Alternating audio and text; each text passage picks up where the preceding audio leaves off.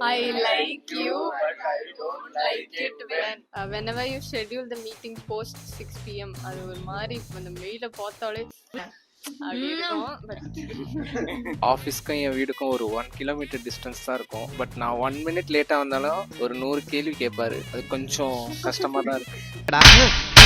நீ கேட்ட ஒவ்வொரு கேள்வி என்ன செருப்பால் அடிச்ச மாதிரி இருக்குடா. எல்லாரும் லீவு கேட்பாங்க, போய் எல்லாருக்கும் லீவு கொடுத்துருவாங்க.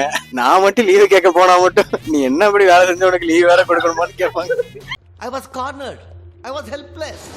ஏதாவது அவுட் ஏதாவது அமிச்சோன்னா நல்லா கான்வர்சேஷன்லாம் நல்லா போவோம். இது நல்லா பண்ணிக்கிங்க அதெல்லாம் பண்ணிங்க பெருமையா பேசுவாரு. ஆனா ஏதாவது மிஸ்டேக்னா டக்குன்னு ஆஃப் ஆயிடும். அதுக்கப்புறம் ஒரு 2 நாள் டெக்ஸ்டே வராது. என்ன பீலிங்கா இல்ல பீலிங்கான்னு கேக்குறேன். எனக்கு தான் பீலிங்கி போடா.